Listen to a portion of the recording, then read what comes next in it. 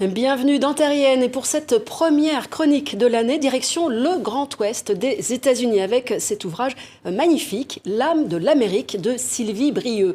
Loin des clichés véhiculés dans les westerns au cinéma comme dans la littérature américaine, la Grand Reporter nous emmène à la rencontre d'un autre Far West, ce Grand Ouest américain où les femmes amérindiennes jouent un rôle indispensable pour leur communauté. Angela Russell, qui est l'ex-juge de la tribu, qui est une femme très forte, qui est pionnière en matière de... Enfin, c'est la première femme à occuper un poste de juge chez son peuple. Elle m'a tout de suite ouvert les portes de son tipi en me disant « Écoute, viens dans ma famille, je t'accueille dans mon clan. » C'est un clan essentiellement de femmes, toutes pionnières dans leur domaine.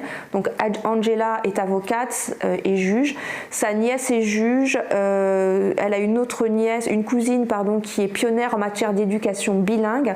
C'est l'une des femmes qui a été très active dans la création d'écoles bilingues pour les enfants, et les écoles bilingues existent maintenant depuis une décennie en territoire crow, et les petits apprennent dès la maternelle à parler les deux langues, anglais et crow.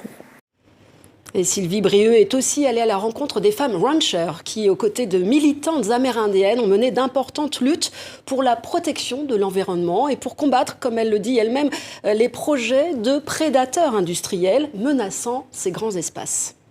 Parmi les femmes que j'ai rencontrées, il y en a une notamment qui s'appelle Alexis Bonogowski, qui est rancher. C'est la 4e génération de rancher dans sa famille. Elle élève des chèvres et des moutons, mais elle est aussi blogueuse, photographe, elle est activiste, et en 2015, grâce à son alliance avec une Cheyenne du Nord, Vanessa Braided Hair, elles ont toutes les deux fédéré une coalition de ranchers, d'environnementalistes, de Cheyenne du Nord et d'Amish pour mettre en échec un projet de construction minière, un projet d'extraction du charbon à proximité du territoire Cheyenne, et pour mettre en échec un projet de chemin de fer qui était censé traverser des cimetières indiens, mais aussi qui aurait pu contaminer des points d'eau essentiels et qui surtout allait fractionner des ranchs. Donc grâce à cette coalition initiée par ces deux femmes,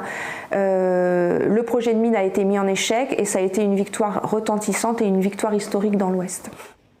Voilà, un entretien signé France Vaillant pour Terrienne à retrouver sur notre site ou via nos réseaux sociaux. L'occasion pour nous, en tout cas, de vous souhaiter une très belle année 2023, tout en fraternité et en sororité. À la semaine prochaine.